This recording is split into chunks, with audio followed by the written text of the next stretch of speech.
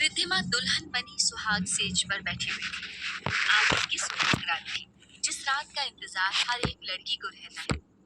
एक प्यार भरी नई जिंदगी वो शुरू करती है, अपनी पिछली जिंदगी को भुलाकर, अपने बचपन को भुलाकर। पिछली जिंदगी भुलाने का दुख तो उसे होता है, पर नई जिंदगी अपनाने की खुशी ज्यादा होती है। सुहाग सेज पर बैठी वो अपने पिया का इंतजार करती है, उसका प्यारा सा पिया जो उसे ख्वाबों की दुनिया में ले जाएगा, जिसके साथ वो खूबसूरत सपनों की दुनिया की सैर करेगी। इसलिए तो हर दुल्हन अपने पिया का इंतजार करते हुए होठों पर एक प्यारी सी मुस्कुराहट लिए अपने सपनों की दुनिया सजाती है। पर ये क्या, यहाँ तो दुल्हन की आंखों में आंसू है, शायद अपनों की याद आ रही है। पर उसका अपना तो कोई नहीं है। अगर कोई अपना होता तो आज उसकी क्या ऐसी दुर्दशा होती। कभी कोई अपना था तो वो थी उसकी प्यारी मम्मा, जो उसे अपनी जिंदगी से ज्यादा प्यार करती थी। पापा को तो उसने देखा भी नहीं था। हाँ, देखा था उनकी तस्वीर जो मम्मा छुपा कर रखती थी उससे। मम्मा का कहना था कि वो बिल्कुल अपने पापा के जैसे देखने में थी, सिर्फ आंखों को छोड़कर। रिद्धिमा की आंखें पापा की नीली आंखों से अलग, बड़ी बड़ी और कजुरारी थी, जिसे देखकर कोई भी अपना दिल हार बैठे। मम्मा ने कभी भी उसके सामने पापा का जिक्र नहीं किया था, पर वो जानती थी कि उसके पापा बहुत लोकप्रिय डॉक्टर थे। वो सर्जन थे। जहां उनके हाथ से की गई एक भी सर्जरी विफल नहीं होती थी, वहीं उनके चार्म से कोई लड़की बच नहीं पाती थी। वो इतने हैंडसम थे कि जिधर से गुजरते लड़कियां देखती रह जाती थी। पर उनका सबसे बड़ा हथियार था उनकी आंखें। उनकी नीली आंखों में डूबकर लड़कियां बर्बाद हो जाया करती थी। रिद्धिमा की मम्मी पद्मा को पता था कि डॉक्टर गुप्ता की आदत लड़कियों से खेलने की है। फिर भी उनकी नीली आंखों के जाम से वो बच नहीं पाई थी और अपने दिल के साथ सब कुछ हार बैठी। फिर जो होना था वही हुआ। डॉक्टर गुप्ता उसे रिद्धिमा की निशानी देकर चले गए थे और फिर कभी इंडिया वापस लौटकर नहीं आए थे। और पद्मा उस निशानी को संभालती रही, दुनिया भर का प्यार उस पर लुटाती रही।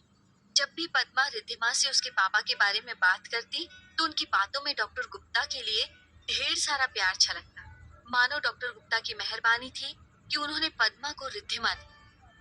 पर रिद्धिमा अपने पापा से नफरत करती थी, नफरत करती थी उन नीली आंखों से जिसमें डूबकर उसकी मम्मा ने अपनी जिंदगी बर्बाद कर ली थी। दीवार घड़ी के 11 बजने की आवाज से रिद्धिमा का ध्यान टूटा और उसने दीवार की ओर देखा और उसकी नजरें फ्रेम में जड़ी तस्वीर पर चली गई।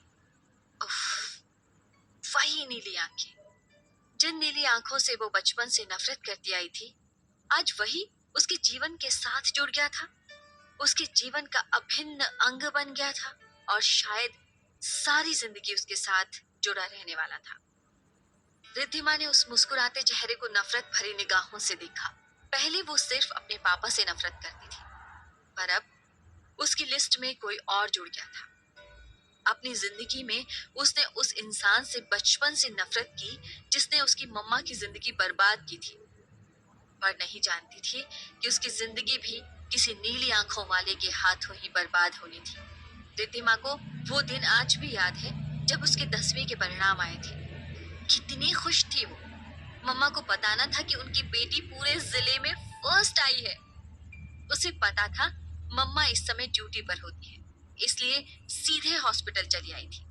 पर आते ही जब उसे पता चला कि उसकी मम्मा अचानक बेहोश हो गई हैं, तो उसके पैरों के तले जमीन खिसक गई थी। वो मम्मा के होश में आने का इंतजार करते हुए सिसक रही थी। तभी डॉक्टर शशांक और डॉक्टर मलिक उसके पास आए थे और सिर पर हाथ फेरा था और उसे ढांढस दिलाया कि उसकी मम्मा ठीक हो जाएगी।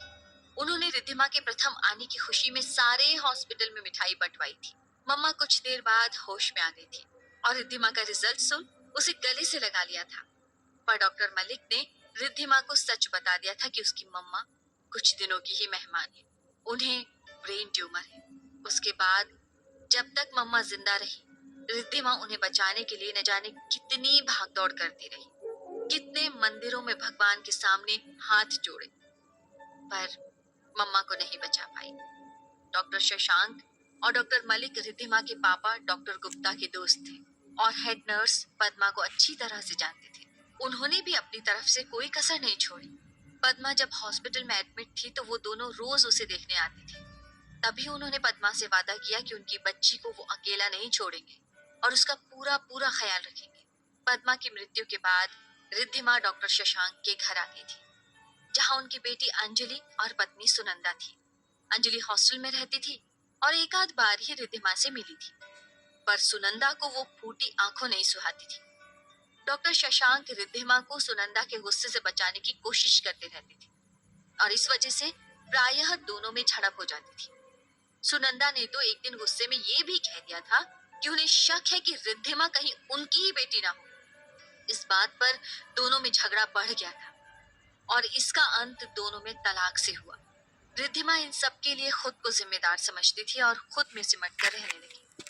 उसने खुद को स्टडी और चित्रकारी में डुबो दिया था। सुनंदा से तलाक के बाद डॉक्टर शशांक ने रिद्धिमा को कानूनन अपना लिया था और उसे अपनी बेटी का दर्जा दिया था।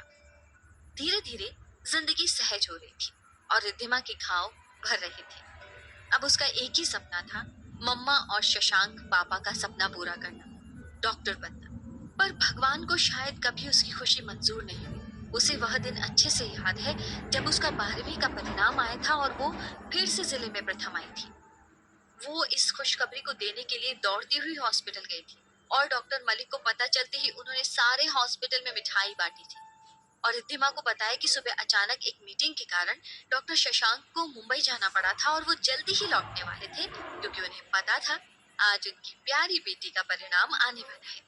रिद्धिमा व्यग्रता के साथ उनका इंतजार कर रही थी, पर इसी जल्दबाजी में डॉक्टर शशांक की कार एक ट्रक से टकरा गई थी और रिद्धिमा फिर से अनाथ हो गई थी। आज 4 साल हो गए थे।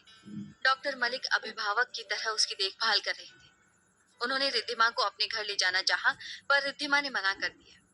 डॉक्टर शशांक ने अपनी सारी प्रॉपर्टी रिद्धिमा के नाम कर दी थी और अब उसके जीवन का एक ही लक्ष्य था, डॉक्टर बनकर शशांक पापा के सपनों को पूरा करना।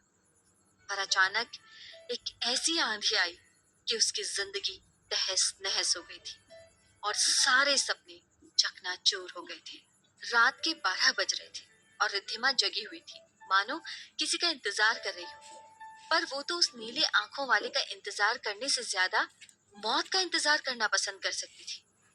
डॉक्टर मलिक रिद्धिमा का बहुत ख्याल रखते थे, कभी किसी चीज की कमी महसूस नहीं होने देते थे। डॉक्टर शशांक के घर में रिद्धिमा को अकेला छोड़ना उन्हें गंवारा नहीं था, इसलिए उन्होंने अपने घर की बहुत पुरानी विश्वस्त काम करने वाली, जिसे सभी काकी कहते थे, उसे रिद्धिमा के पास रखा था। काकी दिन में डॉक्टर मलिक के घर का काम संभालती और शाम को रिद्धिमा के घर चली आती थी। कभी कभी वो भी रिद्धिमा को सलाह देती थी कि वो डॉक्टर मलिक के घर ही रहने चली जाए, क्योंकि उनका परिवार कहीं बाहर रहता था और उनके इंडिया वापस लौटने की उम्मीद ना के बराबर थी। पर रिद्धिमा का कहना था कि उसकी किस्मत इतनी खराब है कि वो जिससे भी जुड़ी वो इस दुनिया से चला गया, इसलिए अब वो किसी के ज्यादा करीब नहीं जाना चाहती। सब कुछ ठीक ही चल रहा था। रिद्धिमा मेडिकल के अंतिम वर्ष में थी और अपने फाइनल एग्जाम की तैयारी कर रही थी कि उसके जीवन ने फिर से एक मोड़ लिया। उस दिन रिद्धिमा की मम्मा का जन्मदिन था। रिद्धिमा ने कई दिनों से बड़ी मेहनत कर माँ की एक खूबसूरत पेंटिंग बनाई थी और उसे देखकर खुद ही खुशी से झूम रही थी। इतने दिनों तक वो कुछ भी नया करती तो सबसे पहले डॉक्टर मलिक को बताती थी, इसलिए वो पेंटिंग लेकर सीधे डॉक्टर मलिक के केबिन में आ गई।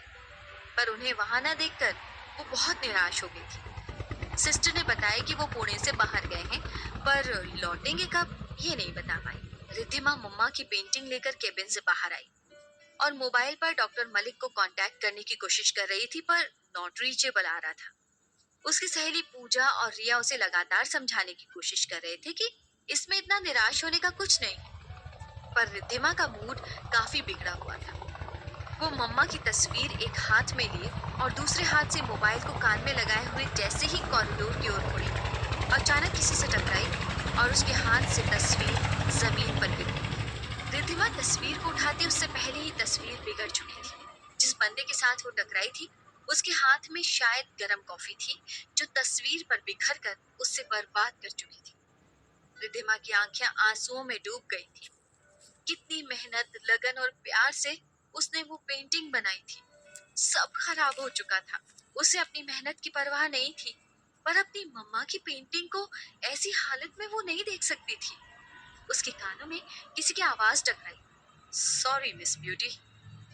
उसने अपनी आंसू भरी आंखें उठाई और एक पल में उसकी आंखों के आंसू सूख गए। वो किसे अपने सामने देख रही थी? वही नीली आंखें, एक मुस्कुराता हुआ चेहरा और उसकी समंदर जैसी गहरी गहरी नीली आंखें। वो हाथ हिलाता कहता जा रहा था, सॉरी मिस ब्यूटी, पर गलती आपकी भी है। आप मुझसे आकर टकराई, मैं नहीं। रिद्धिमा को समझ ही नहीं आया कि कब उसके हाथ उठ गए और तड़ाक! एक ही पल में उस बंदे के गाल लाल हो चुके थे और वो हैरत भरी निगाहों से रिद्धिमा को देख रहा था। उसे समझ ही नहीं आ रहा था कि कोई लड़की इस तरह उसके गालों पर तमाचा मार सकती है। गलती सिर्फ उसकी नहीं थी। वो लड़की भी बिना कुछ देखे भागी चली आ रही थी और उससे टकराई थी। उसने फिर भी सॉरी कहा और उस लड़की की इतनी जरूरत कि वो सबके सामने उसे इस तरह से जलील करे। उसके साथ उसके कुछ फ्रेंड्स भी थे, जिनमें से एक चिल्ला उठी, तुम्हारी हिम्मत कैसे हुई डॉक्टर अरमान मलिक पर हाथ उठाने की? तुम्हें पता भी है ये कौन है? रिद्धिमा ने जलती निगाहों से उसकी ओर देखा और जवाब दिया, तो रिद्धिमा गुप्ता किसी से नहीं डरती। वो लड़की चिल्लाई, तुम जिस जगह पर खड़ी हो ये इसके पापा का है, बेवकूफ लड़की। रिद्धिमा जबड़े भींचते हुए बोली, अपनी जबान को लगाम देना सीखो, वरना मुझसे बुरा कोई नहीं होगा। वो लड़की जिसका नाम माया था व्यंग पूर्वक मुस्कुराते हुए बोली, क्या कर लेगी तू? देख मैं क्या कर सकती हूँ। कहकर उसने अपने हाथ में पकड़ी कॉफी से भरा मग उस पेंटिंग पर उड़ेल दिया था और उसके साथ की सभी लड़कियां ठहाका मारकर हंस पड़ी। रिद्धिमा ने गुस्से से पागल होते हुए वहीं खड़ी एक लड़की के हाथ से कॉफी का मग छीन लिया था और माया की तरफ फेंका था, जो माया पर न गिरकर अरमान के चेहरे पर गिरा था, जो बुत सा खड़ा समझने की कोशिश कर रहा था कि आखिर चल क्या रहा है। गरम कॉफी गिरने से जैसे उसे होश आया और उसने अपने चारों तरफ देखा था। तब तक वहां काफी लोग इकट्ठा हो गए थे और सभी उसे ही देख रहे थे। गरम कॉफी गिरने से अरमान को उतनी जलन नहीं हो रही थी जितना लोगों की हिकारत भरी नजरों को देखकर। इतना अपमानित वो कभी नहीं हुआ। उसे लगा जैसे भरी बाजार में उसे नंगा कर दिया गया। बचपन से लेकर आज तक किसी में इतनी हिम्मत नहीं हुई थी कि उसे कुछ कहे या छोटी नजरों से देखे। पर आज जो हुआ उससे बड़ा अपमान कुछ नहीं था। रिद्धिमा की सहेलियां और अरमान के दोस्त एक दूसरे से उलझ गए थे और जबरदस्त लड़ाई चल रही थी। अरमान ने सबको एक बार देखा और फिर वहां से धीरे से चला गया, मानो फिर कभी वापस ना आने का प्रण उसने ले लिया। रिद्धिमा को उसकी सहेली घर ले गई थी, पर उसने अपने आप को कमरे में बंद कर लिया था और उसकी सिसकियों की आवाज बाहर तक सुनाई दे रही थी। उसकी सहेलियां बहुत डर गई थी और अपने बाकी दोस्तों को कॉल करके सारी बातें बताई। कुछ ही देर में वो वहां पहुंच गए थे। अतुल ने अपनी कसम देकर दरवाजा खुलवाया और उसे चुप कराते हुए घोषणा की कि आज रिद्धिमा के सारे दोस्त अपनी अपनी मम्मा की पेंटिंग बनाएंगे। आज एक पेंटिंग प्रतियोगिता रखी जाएगी रिद्धिमा के घर में और जो